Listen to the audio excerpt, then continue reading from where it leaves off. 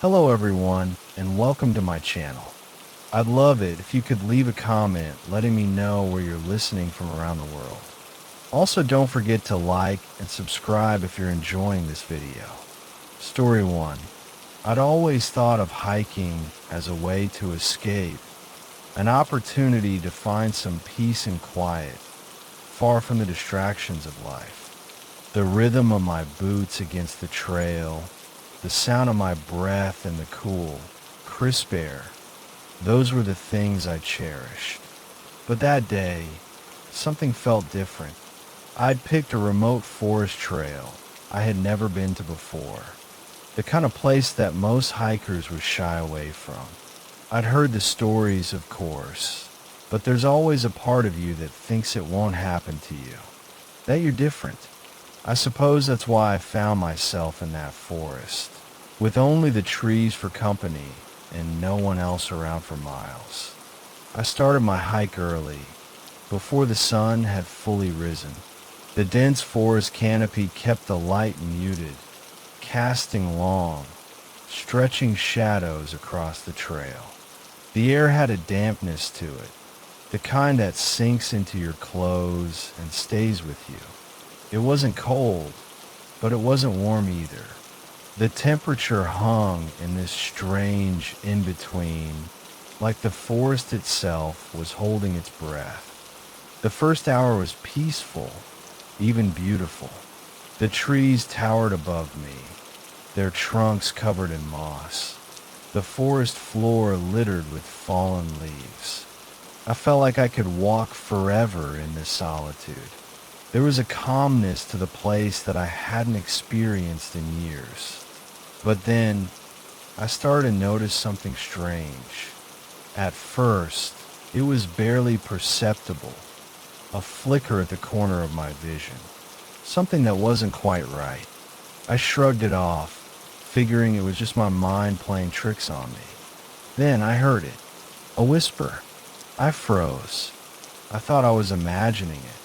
So I stood still, straining my ears. It was soft at first, almost like a sigh carried by the wind. I glanced around.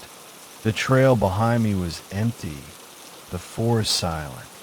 I could only hear the rustling of leaves underfoot. I pressed on, trying to shake off the discomfort settling in my chest. But as I continued, the whispers grew louder. They weren't just whispers anymore. They were words. My name, soft, like someone calling me from distance. James. I spun around, my heart hammering in my chest. There was no one. I was alone, or at least that's what I thought. The trail stretched ahead, and the only movement was the wind swaying the trees. I tried to convince myself it was the wind, that my mind was playing tricks. But the whispers, they didn't stop. They followed me, weaving in and out of the gusts, rising and falling like a chorus of voices, distant but somehow close enough to send a chill down my spine.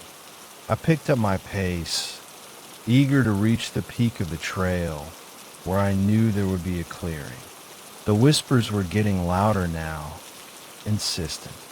James, come closer. I walked faster, my breath short, my footsteps echoing on the path. But as I neared the peak, something in the air changed. The forest seemed wrong. The usual sounds of birds, of critters rustling in the underbrush, gone. All that was left was the endless whispering, swirling around me like a thick fog. And then I saw it. At the crest of the trail, standing alone, was an old cabin. It looked abandoned, shrouded in decay. The wood was weathered and gray, and the roof had patches of moss growing on it. The door was slightly ajar, creaking with every gust of wind. My curiosity pulled me toward it, even though every instinct in my body screamed at me to turn back. It was like something was guiding me, urging me to enter. The whispers, they grew louder as I stepped closer, like a swarm of voices, all calling my name. James! I stepped onto the porch. The wooden planks creaked underfoot, the air heavy with the scent of rock. The door swung open with a push. It groaned in protest, as if the cabin itself were trying to keep me out. Inside, the room was dark and musty, with only a faint sliver of light filtering through the cracks in the wood. Dust coated everything. Cobwebs hung from the rafters, their threads glistening in the dim light. The silence was oppressive. I could hear my own breathing, my heartbeat in my ears. But there was something else, something pressing against the air. The whispers didn't stop. In fact, they seemed to get stronger, more distinct. I wanted to leave, but my feet wouldn't move. It was as if the cabin was holding me there.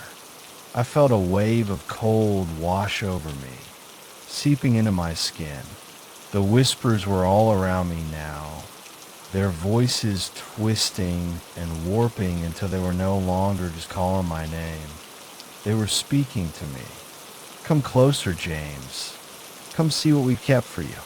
I turned, half expecting to see something standing behind me, but the cabin was empty. Nothing but dust and decay. I took a step back, and that's when the door slammed shut with a force that made my heart leap into my throat. The sound echoed in the cabin, and for a moment, I was frozen, staring at the door. I couldn't see anything through the cracks in the wood, but the whispers, they were all around me now, swirling through the room, vibrating in my bones. You shouldn't have come here, James. The cold deepened, and a terrible weight pressed down on my chest. I tried the door, desperate to escape, but it wouldn't budge. My hands trembled as I tugged at the handle, but it was as though something on the other side was holding it shut. I could hear them now, the voices, not whispers anymore. They were clear, sharp, angry. Leave while you still can. I wasn't thinking anymore. I was just running, fueled by fear, fueled by instinct. I slammed into the door, and it gave way, throwing me into the porch. I didn't stop. I ran down the trail, the whispers chasing me. I could hear them behind me, always just behind me, urging me forward. I didn't stop running until I reached my car. I got in, slammed the door shut, and drove away without a second glance at the forest. But as I sped down the road, a strange feeling crept over me. I glanced in the rearview mirror, half expecting to see something watching me from the trees. The feeling of being pursued didn't leave me, and as the miles stretched between me and that cursed place, the whispers stayed with me. Soft, insistent, always there. Even now, I can still hear them sometimes, especially at night when the wind rustles the trees outside my window. Sometimes it feels like they're right there, just on the other side of the glass, waiting for me to come back. But I never will. I can't. Not after what I heard. The whispering trees have claimed their next victim. I just hope they won't claim me. Story 2. It was supposed to be a simple weekend getaway. Just me and a few friends, escaping the chaos of everyday life. A break in the wilds of the Pacific Northwest, where the air was thick with the smell of pine and earth. The plan was simple. Hike a popular trail, set up camp, and enjoy the tranquility. Nothing unusual, nothing to worry about. At least, that's what I thought. The morning we arrived, the fog was already there. It hung low, a soft blanket that covered the land like a shroud. It wasn't unusual for this area, especially at dawn. It was thick, but not so thick that you couldn't see a few feet in front of you. We weren't deterred. The fog was part of the charm. We set out on the trail, the five of us walking side by side. There was a sense of peace to it, the kind that only nature can give you. But as the minutes passed, the fog began to thicken. The trees around us seemed to loom larger, their trunks and branches swallowed by the mist. The trail markers grew harder to spot, the vibrant green of the forest fading into dull grays and whites. The air was damp, clinging to my skin, making the world around me feel heavier. I glanced over at my friends, Sarah, Luke, Brian, and Mia. They were all there, trudging along like me, our boots squelching in the wet earth. We said little, just letting the fog work its magic on our minds, dulling our senses and making the world feel distant. But then, something changed. I noticed it when I was about to take a step forward, my foot lifting from the ground, and I realized that Sarah was no longer by my side. She had been right there, laughing with me a second ago, but now she was gone. My stomach dropped. I turned around, scanning the dense fog behind me. "Sarah," I called, my voice carrying far less than I expected it to. The fog muffled everything, as if the air itself was trying to swallow our words. "Sarah," I called again, louder this time, my pulse quickening. We all stopped. Luke shouted her name, and Brian's voice joined in, but there was no answer.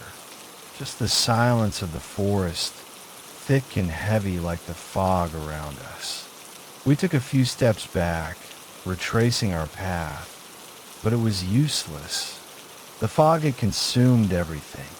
Sarah was nowhere to be seen. The first real pang of panic hit when I noticed something, a shape barely visible, standing in the distance. The figure was small, almost childlike, but it was unmistakably Sarah's form. She stood perfectly still, not moving a muscle. Her arms hung stiffly at her sides, her head tilted slightly forward. For a moment, I thought she was just waiting for us to catch up, but then I saw something that made my heart freeze. Her posture was wrong. It was too rigid, too unnatural. Something was off. My breath caught in my throat, and I exchanged a look with Mia. We all felt it, an unsettling chill that ran down our spines. "Sarah," I shouted again, trying to convince myself it was her, trying to ignore the creeping dread in my chest. But the figure didn't move. It didn't respond. There was no recognition in its stance, just that eerie, lifeless pose. I took a step forward, the ground soft beneath my feet, my breath shallow. Something was wrong, and every fiber of my being screamed at me to turn back. But we were too far in now, too committed. We had to know what was going on. We walked closer, slowly, cautiously. The fog seemed to close in tighter around us, the silence deeper. And then, as if on cue, the figure turned, slowly, unnaturally, its movements jerky and stiff, as if it wasn't really Sarah at all. And just like that, it vanished into the mist. I froze. "Did you see that?" Mia whispered, her voice barely audible. But there was no need to answer. We all saw it.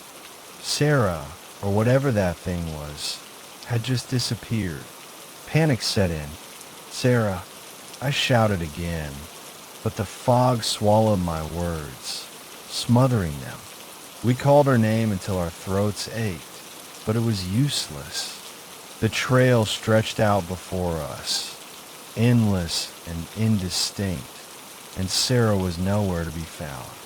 We searched for what felt like hours, but there was no sign of her. It was as if the fog itself had eaten her, swallowed her whole. I kept thinking, maybe if we just pushed on, we'd find her. Maybe she was just lost, or maybe she'd gone off the trail to relieve herself. But something in me knew that wasn't the case. It wasn't until much later that we found her. We had turned around, heading back to where we started. We were nearly at the base of the trail when we saw her, standing at the edge of the trees, her back to us. She was facing the fog, just standing there, her head lowered. At first, I thought it was a trick of the light or the fog. But as we called her name again, something was off about the way she moved. Like she wasn't entirely there, like her body was just there but not.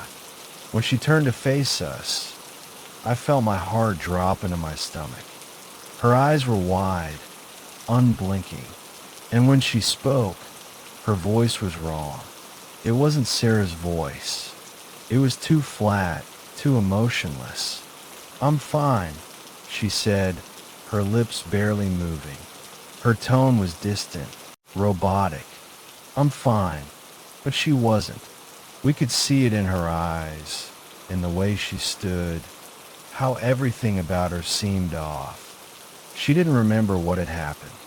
She didn't remember being lost, or hearing the whispers, or seeing the thing in the fog. Her mind was blank, as if the fog had taken her and returned something else entirely. We didn't talk about it after that, not really. We made our way back to the car, the air thick with tension and unspoken words. But there was no mistaking it. The fog had changed us all. It was as if something in that mist had watched us, studied us, and marked us somehow. I don't know if we'll ever go back to that trail. I don't know if we'll ever be the same again. But when I close my eyes at night, I can still see her, Sarah, standing in the fog, her eyes wide, her voice wrong, and I wonder if she's still out there, waiting for the rest of us to join her. Story 3. I had been hiking alone on a secluded cliffside trail in the Rocky Mountains. It was one of those trails that most people didn't dare to explore, and that's exactly why I loved it. No one to disturb my peace. No one to ruin the stillness of the high altitude, where the air feels thin but pure. The kind of quiet that presses against your ears. The kind of solitude that allows you to truly think, or, in my case, to stop thinking altogether and just be. The views were breathtaking, too. Majestic, jagged peaks stretching into the sky. Valleys so deep they looked like black scars against the earth. I was in my element, peaceful and undisturbed, just the way I liked it. The sun had started to dip low, casting long shadows on the trail ahead. I had planned on heading back before dark, but there was something about the trail that day that kept me moving forward, deeper into the mountains. The wind was light, brushing my skin, and the air had the earthy scent of pine and damp moss. It was all so perfect, and then I heard it, a scream, sharp, high-pitched, and full of terror, ripped through the silence of the valley below. I froze, my heart pounded in my chest, and the air around me felt suddenly thicker, colder. There was no mistaking it. Someone was in distress. The kind of distress that pulls at something deep inside you. That urgent, pleading sound that tells you a life might be hanging by a thread. Without thinking, I dropped my pack, and before I knew it, I was moving toward the sound. It came from the valley below, a sound so haunting that it seemed to reverberate off the rocks. I wasn't sure if the scream came from a person or something else. Wild animals could make frightening noises, but this was different. The terror in that cry was human. It had to be. The trail wasn't an easy descent. The rocks were loose, and the path narrow, winding down the steep cliffside. My feet slipped a few times, but I couldn't stop. I couldn't leave someone down there, someone who might be hurt or worse. My mind raced, trying to piece together where the sound was coming from, but each time I thought I was getting closer, it seemed to shift. The scream didn't stay in one place. It seemed to move like the wind had caught it and was playing tricks on me. I pushed on, my legs burning with the effort of descending so quickly. The lower I got, the louder the scream became. It sounded close now, just ahead, just around the bend. But when I reached the place where I thought the voice would be, it was empty. I stood there, confused, listening to the wind, straining to hear anything that could explain what I had just experienced. Nothing. There were no signs of a struggle, no broken branches, no disturbed earth, not a trace of anyone. The silence returned, but it was different this time, thick, suffocating, like it was trying to pull me under. But then I saw it. At the edge of the cliff, just beyond a jagged outcrop of rock, there was something, a shadow. It wasn't much, but there it was, hanging in the fading light, almost as if it were part of the mountain itself. My heart skipped. I could barely make it out, but the shape was unmistakable, a human form, or at least something that looked like one. I took a step toward it, adrenaline surging. The shadow didn't move, but something about it felt wrong. It wasn't like any figure I'd seen before. Too still, too dark, like it was part of the very rock it was clinging to. I took another step, but just as my foot landed on the stone, the shadow moved. I stopped dead in my tracks. The shadow jerked, and in that instant, the entire cliffside felt alive with something terrible, something ancient. I rushed forward, my breath coming fast, panic rising in my throat. I reached the spot where the shadow had been, but there was nothing, no one. The ground was bare, empty. The rocks that had been so solid beneath my feet moments ago seemed to shift under the weight of that awful silence. I turned back, looking for any sign of movement, anything but the mountain stood still. Then the scream came again. It was faint this time, like a whisper carried on the wind, but it was unmistakable. It was a scream, and it was coming from the very place I had just been. The sound echoed in my head, mingling with the memory of the shadow, and I felt something cold and clammy press against my spine. I couldn't get out of there fast enough. I scrambled back up the cliff, using every ounce of strength I had left to climb the rocky path, my hands slipping on the loose stones. The scream echoed behind me, growing louder and louder, a persistent, unrelenting cry that clawed at my sanity. The further I climbed, the more it seemed to follow me, just out of reach. When I finally made it back to the top, I stopped to catch my breath. I looked down into the valley below, but it was quiet now. Still, the wind had picked up, rustling through the trees. Nothing. No trace of the shadow. No scream. Just the oppressive silence of the mountains.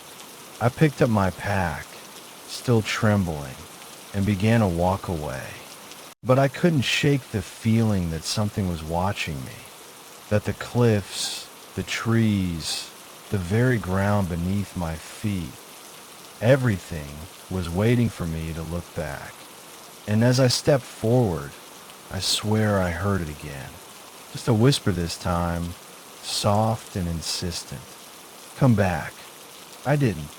But every night since, when I close my eyes, I still hear that scream echoing through the mountains. It haunts me, the way it moves, the way it changes, the way it seems to follow me, just like the shadow I saw. I'll never forget it, and I'll never go back to that cliff. Story 4.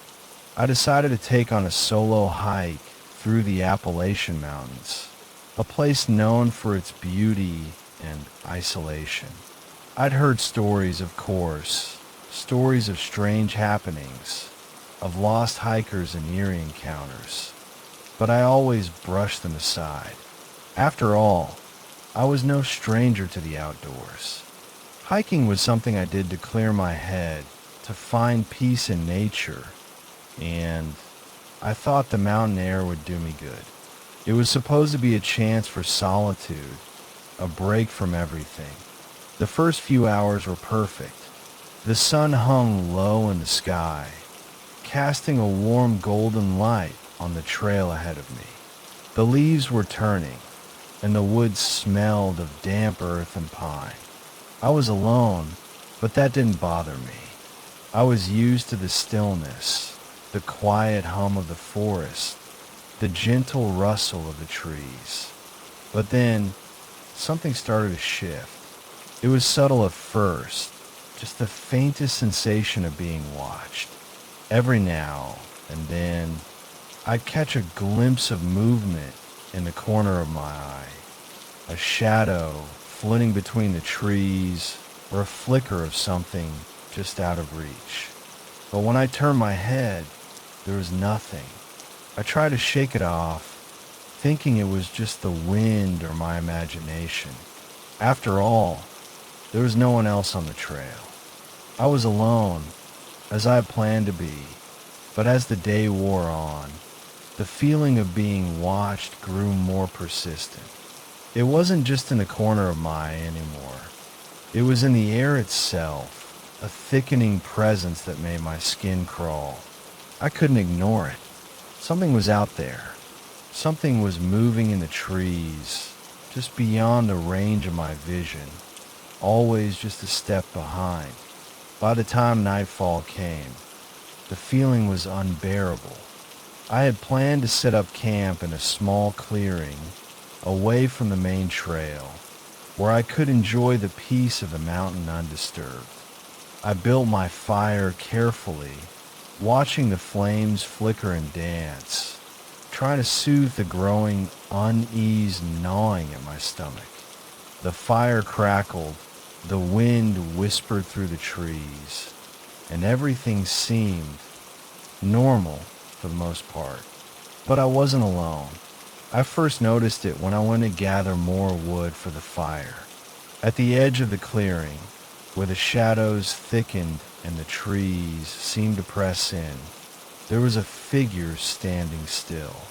I froze, the hairs on the back of my neck standing on end.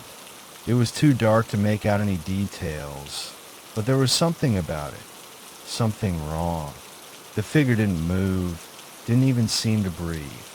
It just stood there, watching. My heart pounded in my chest, and I tried to call out. But when I opened my mouth, no sound came. My throat had gone dry, and my voice was trapped, caught in a paralyzing grip of fear. The figure didn't react. It just stood there, like it had been waiting for me all along. I fumbled for my flashlight, my hands shaking as I turned it on. The beam of light cut through the darkness, landing right where the figure had stood. But when the light hit that spot, there was nothing there. No figure, no shape, just empty space. I blinked, confused, and turned around to find the campfire still crackling in front of me, casting long, dancing shadows across the clearing. My mind raced. I must have imagined it. It was just the shadows playing tricks on me. But as I turned back to the fire, I felt that weight again, the feeling that I wasn't alone. Something was out there, still watching. I could feel it in the way the air had thickened, in the way the wind had stopped rustling through the trees. It was as if the forest had gone completely still, holding its breath. I didn't want to wait around and find out what it was. My instinct screamed at me to leave, to get away from whatever was lurking in the dark. But I couldn't just leave my camp behind. I packed up my things in a daze, my hands trembling as I stuffed everything into my bag. I didn't stop to think. I just needed to get out of there. I picked up my pack and started walking, moving quickly along the trail, my mind fogged with panic. Every step seemed to echo through the woods, and the silence pressed down on me, suffocating. But with every step I took, the feeling of being watched didn't go away. It only grew stronger, more oppressive. I looked over my shoulder, half expecting to see the figure standing behind me, but there was nothing. The trail was empty. As I neared the trailhead, a place where I knew I would find the safety of civilization, I took one last look over my shoulder. I don't know why. Maybe it was some strange compulsion. But when I looked, there it was. The figure, standing far off in the distance, barely visible in the dark. It wasn't moving. It was just standing there, watching me. I didn't wait. I turned and ran, my feet pounding the ground as I reached my car. I slammed the door shut, my heart still hammering in my chest.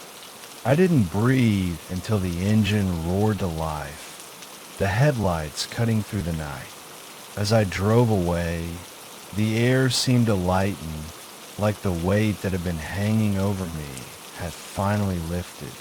But when I glanced in the rearview mirror, I could still see the faintest outline of a figure standing by the edge of the woods, watching. I don't know who or what it was. I don't know if it was real or just a figment of my mind. But I do know one thing. I'll never hike those mountains alone again. I'll never be alone in the woods at night. And I'll never forget the feeling of being watched.